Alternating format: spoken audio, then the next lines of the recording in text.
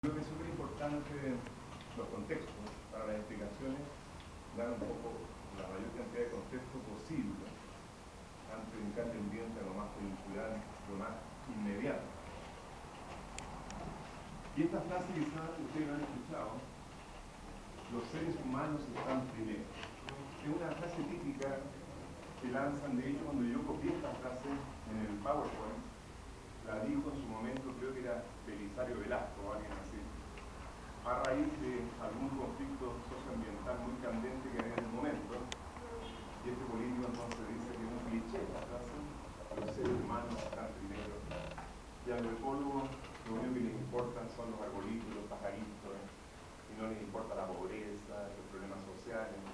Es un cliché, pero además de ser un cliché y una frase súper demagógica, la verdad es que delata una ignorancia ecológica que yo diría que es letal, que nos hace no entender nada de dónde estamos parados, no entender nuestros orígenes, no entender el orden natural, en otras palabras, y nuestro lugar en el orden natural. Porque la verdad es que ustedes estudian un poquito de evolución. Ustedes saben, hoy día la mitad de la población de Estados Unidos no cree en la evolución. Es verdad. Y están enfrascados en la discusión sobre si fuimos creados con el dedo por Dios hace 6 o 8.000 años. El otro día yo hablaba con unos MBA dando una charla y estábamos justamente viendo este aspecto de que el problema de fondo que aqueja a la humanidad, por lo menos a la civilización, no sé cómo quieran llamarla, es que no entendemos nada, sobre todo no entendemos nuestro origen, no entendemos nuestra historia natural. Y que necesitamos un tremendo cambio de mentalidad, un cambio cultural muy profundo. Yo les decía a estos norteamericanos que es difícil hacer esto, planteárselo, cuando en vuestro país no creen en la teoría de la evolución. O sea, harto difícil el cambio cultural.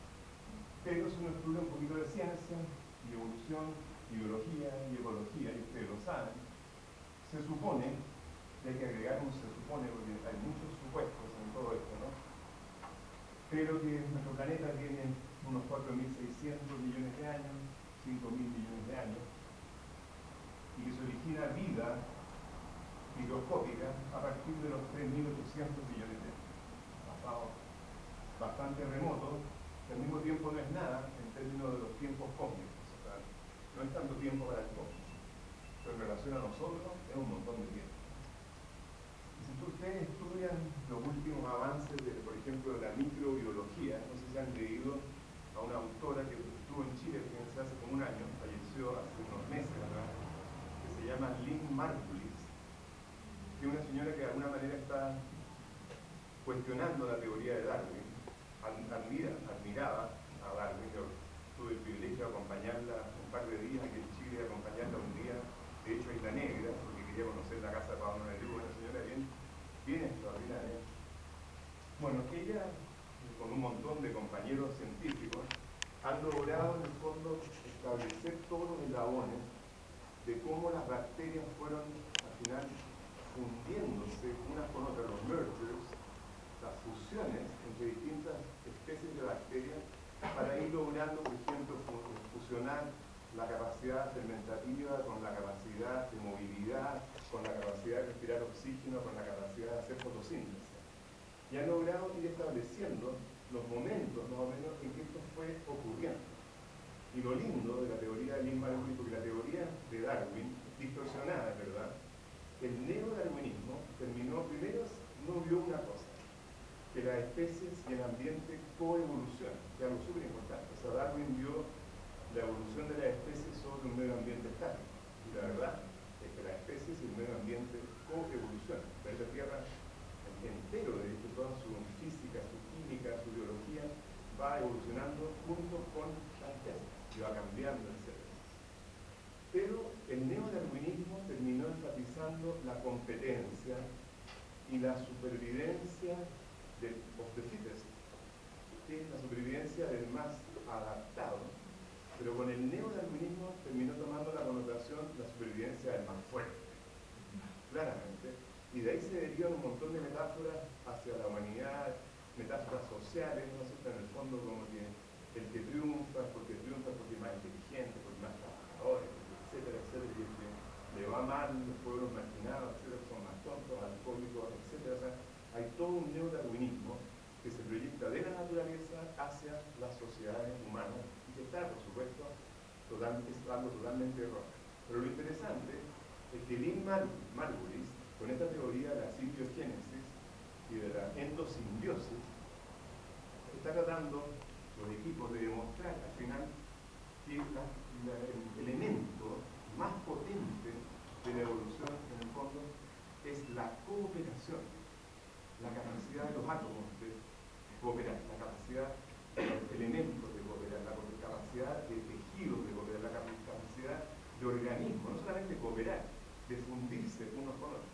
De hecho, están demostrando que las mitocondrias y los cloroplastos, que son las fabriquitas de energía de plantas y animales, eran microorganismos independientes, que finalmente ingresaron a organismos más grandes. Por eso que la mitocondria, de hecho, tiene un ADN separado al ADN del cuerpo, con lo cual han podido hacer una serie de seguimientos de ADN maternos hacia atrás, etc.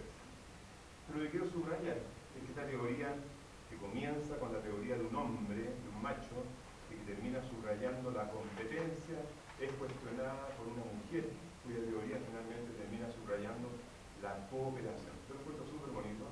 Poca gente se ha dado cuenta de que esto está ocurriendo, que hay una revolución en la teoría de la evolución, y que es súper bella y que permite derivar metáforas muy distintas hacia nuestras sociedades humanas. Pero en términos cronológicos, sin lugar a dudas, los seres humanos somos los últimos recién llegados al sistema. Un milloncito de años atrás, o mínimo me refiero. Y de hecho, por eso mismo, somos los más frágiles y los más delicados. Esto es una paradoja. Porque por supuesto las condiciones en el planeta primigenio eran extremas. Y de ahí surgen entonces bacterias, que es algo totalmente portentoso, las termófilas, las halófilas, las acidófilas. Hay bacterias que pueden vivir en termas totalmente ácidas y con temperaturas de 80 grados. Y ahí están las bacterias felices, reproduciéndose. O bacterias que pueden vivir en las profundidades de los mares, utilizando, por ejemplo, el hidrógeno que sale de los vents, de las erupciones volcánicas submarinas sin luz, y se reproducen y viven y existen sin luz, y haciendo un metabolismo, como digo, de metales o del hidrógeno, etc. Por eso se llaman las bacterias extremófilas, que surgen en las condiciones extremas del planeta.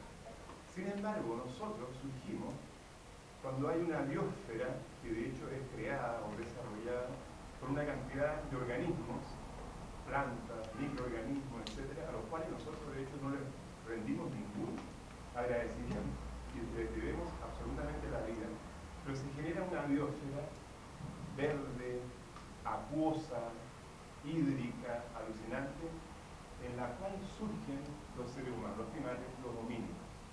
O sea, surgen en unas condiciones, la humanidad, súper especiales ya del planeta, con una biosfera muy desarrollada, y por eso somos muy delicados, porque surgimos ya en una biosfera muy cariñosa, con mucha agua, con una capa de ozono tremenda, protegiéndonos de los rayos ultravioleta, con un cierto pH de los océanos, etcétera, etcétera, etcétera. Por lo mismo somos los más delicados. Y nosotros mismos estamos degradando todas esas condiciones que permitieron que la humanidad, entre otros mamíferos, qué sé yo, pudiesen florecer en este planeta, alterando la temperatura promedio global, alterando el pH de los océanos, alterando la capa de ozono, etcétera, etcétera, etcétera. Una paradoja.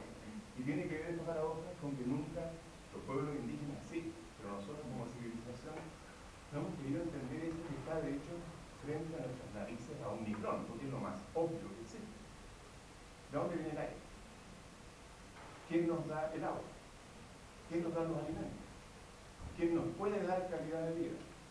¿Quién trata de regular, lo vuelvo a decir, la temperatura promedio global?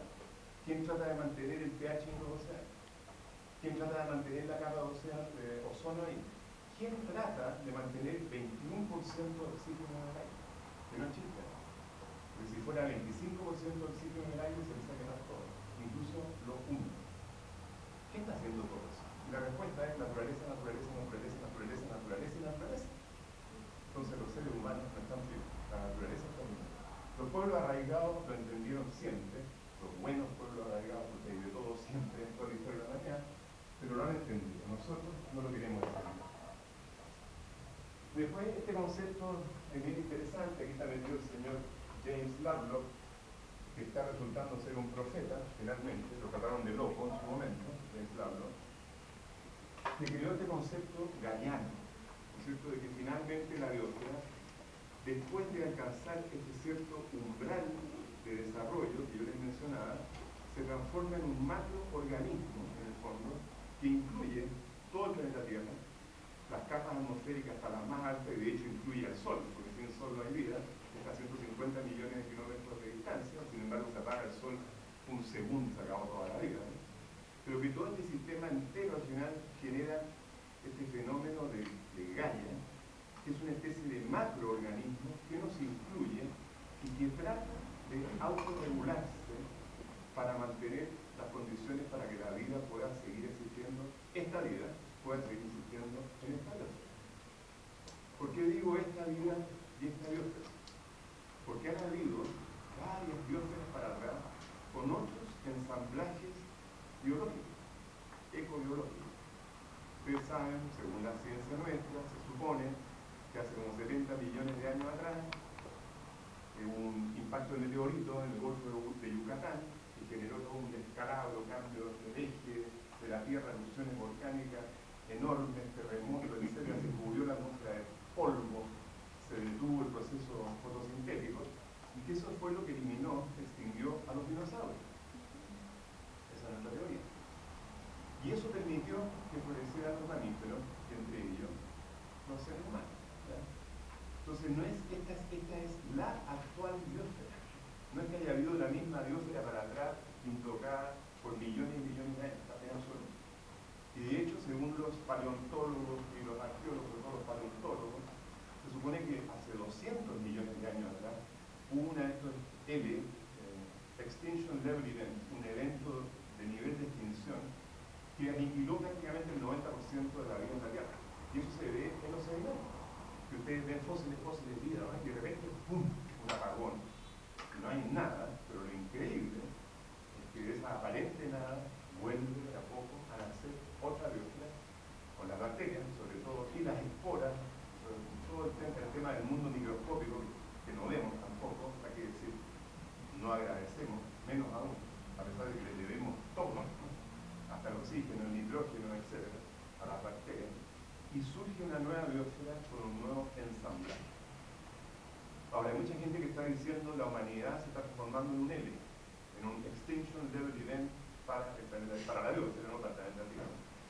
Y la diferencia, lo que es un poco triste, es que ese meteorito no tenía opción. O sea, al ir en su trayectoria, no podía ese meteorito decir, escucha, qué lindo el planetita este azul, blanco, qué sé yo, planeta agua, voy a desviarme un poquito para no forrarle el chachazo. El meteorito no tenía ninguna posibilidad de hacer eso. Nosotros, en cambio, sí tenemos opción. Y de hecho yo sigo tratando de creer, tengo hijos chicos, qué sé yo, de que todavía podemos, ¿no es cierto?, cambiar la trayectoria y no ser definitivamente un L para esta biosfera y no colapsar. Pero en este momento, miren para afuera nomás, miren las temperaturas, el verano más caluroso de la historia registrada de Estados Unidos, el verano más caluroso de la historia registrada de Australia, que están viendo ya temperaturas cercanas a 50 a 55 grados. Ustedes se imaginarán, ahora estamos quizás con 29, 30, y todos estamos de calor hace, pero con 50 ya la cuestión se pone imposible. O sea, tú no puedes trabajar, no te podés mover, te deshidratas al tiro, te fijas allá, la cosa está poniendo media color de hormiga.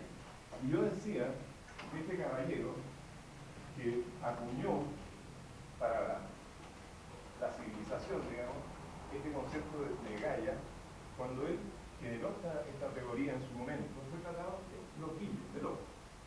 Y entre otras cosas, ¿saben lo que es el señor James Lovelock? Es un químico atmosférico, eso es lo loco. Y él hace 30 años, léase el libro que está en castellano, Una nueva visión de la vida en la Tierra, Gaia. Hace 30 años, él dijo, estamos a punto de cruzar el umbral de la irreversibilidad con el tema de la emisión de gases de efecto invernadero y el cambio climático. 30 años atrás.